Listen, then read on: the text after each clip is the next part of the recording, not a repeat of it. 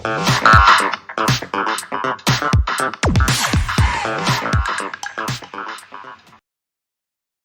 Everyone, welcome back to my channel Medico में।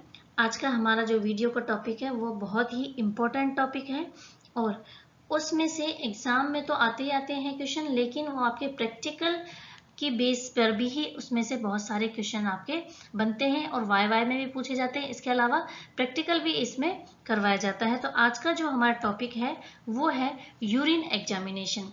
तो urine examination एक टॉपिक बहुत बड़ा टॉपिक है, इस एक वीडियो में कंप्लीट नहीं हो सकता, इसलिए हम इसके 2-3 वीडियो बनाएंगे जिसमें हम जो केमिकल एग्जामिनेशन है, माइक्रोस्कोपी एग्जामिनेशन है, इसके अलावा जो फिजिकल जो एग्जामिनेशन है उसके बारे में हम 1 बाय 1 करके स्टडी करेंगे। तो इस वीडियो में मैं आपको केवल जो यूरिन एग्जामिनेशन है उसका जनरल इंट्रोडक्शन बताऊंगी कि यूरिन एग्जामिनेशन क्यों करवाया जाता है, क्या होता है यूरिन एग्जामिनेशन, इसके अलावा जो इसके मेथड है वो कैसे किया जाता है, कलेक्शन किस तरह से करते हैं, कौन से टाइम पर करना चाहिए, क्या क्या इसके प्रोसीजर होते हैं यूरिन कलेक्शन करने के।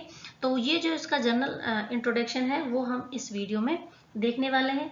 तो अगर आप चैनल पर पहली बार आए हैं तो आप चैनल को सब्सक्राइब कर लें ताकि इसी तरह के नॉलेजेबल वीडियो आपको मिलते रहें। और वीडियो अच्छा लगे तो आप अपने फ्रेंड्स में ज़रूर इसको शेयर करें, उनको भी इस तरह के नॉलेजेबल वीडियो मिलेंगे और वो अपने एग्ज़ाम पॉइंट ऑफ व्यू से उनके लिए बहुत बेनिफिट रहेगा।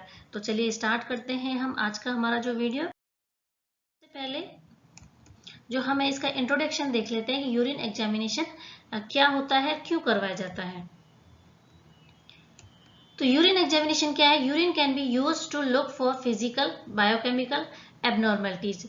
जो किसी भी तरह की यूरिन में फिजिकल एबनॉर्मलिटीज हो जाती हैं, बायोकेमिकल एबनॉर्मलिटीज दिखाई देती है, उसको क्या करने के लिए, डिटेक्ट करने के लिए यूरिन एग्जामिनेशन करवाया जाता है।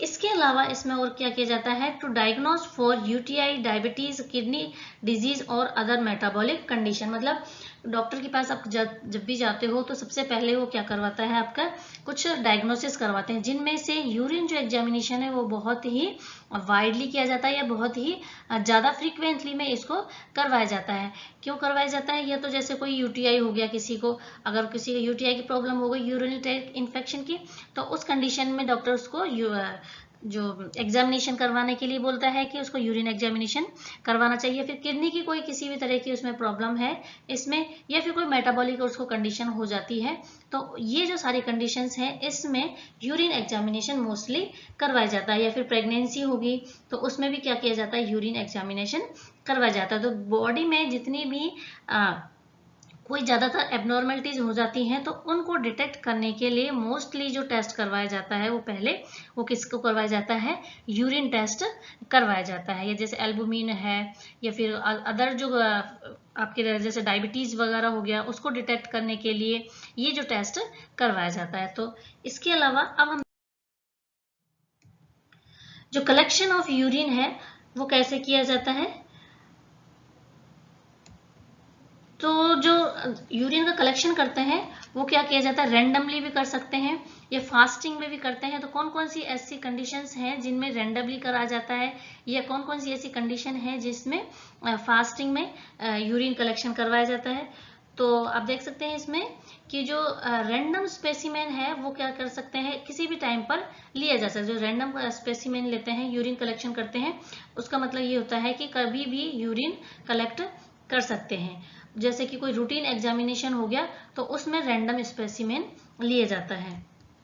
इसके अलावा जो पोस्ट पारेंडियल स्पेसिमेन है वो कब लिया जाता है, कलेक्टेड 2 आवर आफ्टर मील। खाना खाने के 2 घंटे के बाद जो कलेक्शन किया जाता है यूरिन का, वो उसको बोलते हैं पोस्ट पारेंडियल स्पेसिमेन। और ये किस में करवाया जाता है, जो इंसुलिन थेरेपी दी जाती है पेशेंट को, उसको मॉनिटर करने के लिए इस तरह का यूरिन कलेक्शन करवाया जाता है। जैसे डायबिटीज हो गया तो उसमें उसको इंसुलिन की जो थेरेपी दी जाती है उसको मॉनिटर किस तरह से करते हैं, किस तरह से उसकी जो कंडीशन है अभी, किस इंसुलिन का जो लेवल है वो किस तरह से उसकी बॉडी में मेंटेन है, ये डिटेक्ट करने के लिए उसको यूरिन कलेक्शन करके यूरिन का टेस्ट करवाया जाता है। तो इसमें जो कलेक्शन किया जाता है या स्पेसिमेन लिया जाता है वो कैसा होता है, पोस्ट पारेंडियल स्पेसिमेन होता है, जिसको क्या बोलते हैं, जो खाना खाने के 2 घंटे के बाद कलेक्ट किया जाता है।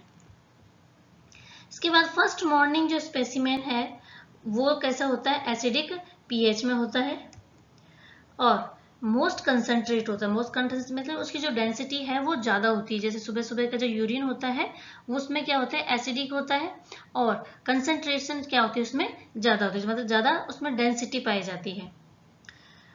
और इसको करते हैं रूटीन जो एग्जामिनेशन होता है उसमें करवाया जाता है। इसके अलावा फास्टिंग जो ग्लूकोज है उसको चेक करने के लिए करवाया जाता है और प्रेगनेंसी होती है उसको डिटेक्ट करने के लिए भी मॉर्निंग जो स्पेसिमेन है वो लिया जाता है।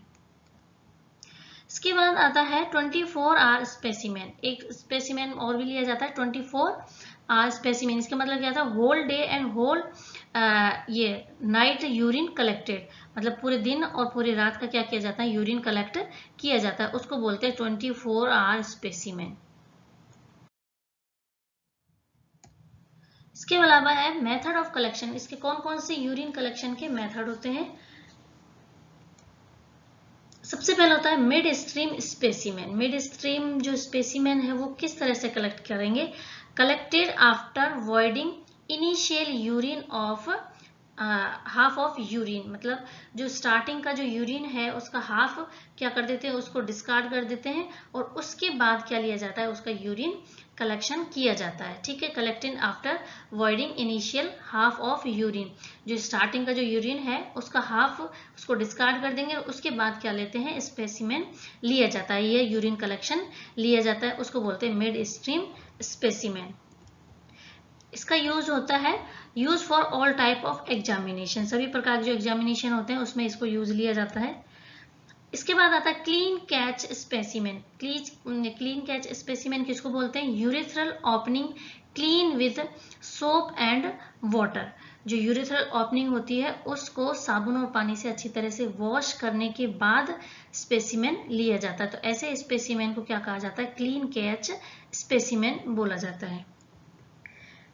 और ये किया जाता है collected after voiding initial half of urine. ये भी इसी तरह से किया जाता है, जो स्टार्टिंग का जो हाफ यूरिन है उसको उसके बाद क्या किया जाता है, उसको कलेक्ट किया जाता है।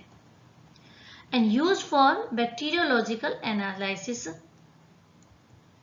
नाउ इसके बाद आता है कैथेटर स्पेसिमेन। कैथेटर स्पेसिमेन मतलब जो कैथेटर में से यूरिन का जो सैंपल है वो लिया जाता है। वो किस में लिया जाता है, जो बेड रिडन पेशेंट होते हैं, बिस्तर पर ही वो क्या लेटे रहते हैं, उन पेशेंट में इस तरह का स्पेसिमेन लेते हैं। जैसे यूटीआई इन्फेक्शन भी हो जाता है उसमें भी क्या ले सकते हैं, catheter specimen.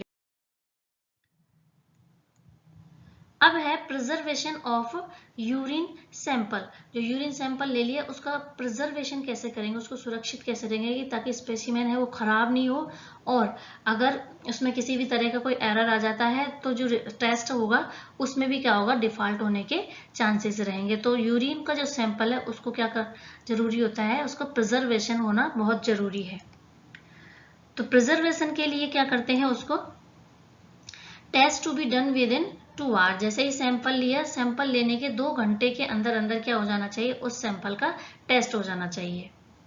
And can be kept 4 to 6 degree centigrade for maximum 8 our.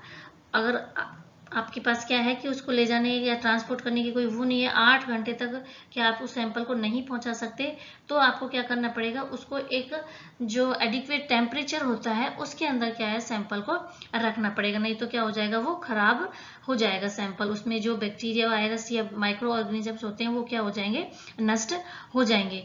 तो ऐसा सैंपल जिसको 8 घंटे तक रखना होता है तो उसके लिए जो टेम्परेचर है वो 4 to 6 डिग्री सेंटीग्रेड टेम्परेचर होना चाहिए। इसके बाद जो रूटीन एनालिसिस है उसमें क्या था, नो नीड टू प्रिजर्वेशन, उसको प्रिजर्वेशन की जरूरत नहीं होती है। Preservation use in 24 hour sample. Preservative जो यूज किए जाते हैं मतलब कौन कौन से प्रिजर्वेटिव यूज होते हैं, कौन कौन से ऐसे सब्सटेंस होते हैं जो यूरिन को क्या करने का, प्रिजर्व करने, सुरक्षित रखने के लिए जरूरी होते हैं 24 घंटे के लिए। तो वो जो प्रिजर्वेटिव हैं वो कौन कौन से होते हैं, तो इसमें HCl यूज में लिया जा सकता है, थाइमोल होता है, फॉर्मेलिन है और टॉलुइन है और बोरिक एसिड है। ये क्या है, कुछ प्रिजर्वेटिव हैं जो यूरिन को प्रिजर्व करने के काम में लिए जाते हैं। ठीक है, तो आपको समझ में आ गया कि प्रिजर्वेशन जो यूरिन का है वो किस तरह से किया जाता है। एक बार दोबारा से मैं आपको समरी बता देती हूँ कि जैसे ही यूरिन लिया उसके 2 घंटे के अंदर अंदर टेस्ट हो जाना चाहिए। अगर नहीं होता है, 8 घंटे तक भी उसको रखना होता है, तो एक एडिक्वेट टेम्परेचर होता है, वो 4 to 6 डिग्री टेम्परेचर में उसको रखना होता है। और जो रूटीन जो एनालिसिस होता है उसमें किसी भी तरह का प्रिजर्वेशन की आवश्यकता नहीं होती, प्रिजर्वेटिव की आवश्यकता नहीं होती है। अगर हम यूरिन को प्रिजर्वेशन में रखते हैं तो कुछ प्रिजर्वेटिव भी होते हैं। वो कौन कौन से प्रिजर्वेटिव होते हैं? वो होते हैं HCl है, थाइमोल है, फॉर्मेलिन और टालिन और बोरिक एसिड। ये कुछ ऐसे प्रिजर्वेटिव्स हैं जिनको यूज किया जा सकता है यूरिन को प्रिजर्व रखने के लिए। इसके बाद ये हमने आज इसका जनरल इंट्रोडक्शन देखा यूरिन एनालिसिस का। इसके बाद जो हमारा नेक्स्ट जो वीडियो आएगा उसमें मैं बताऊंगी यूरिन का फिजिकल एग्जामिनेशन, केमिकल एग्जामिनेशन और माइक्रोस्कोपिक एग्जामिनेशन। तो एक एक करके हम एक एक वीडियो में एक एक टॉपिक को कंप्लीट करने वाले। सबसे पहले हम फिजिकल एग्जामिनेशन लेंगे, उसके बाद केमिकल एग्जामिनेशन और उसके बाद माइक्रोस्कोपिक एग्जामिनेशन। तो आज का वीडियो हमारा यहीं तक। आज का वीडियो आपको कैसा लगा? अगर वीडियो पसंद आया है तो आप वीडियो को लाइक शेयर जरूर करिए। My video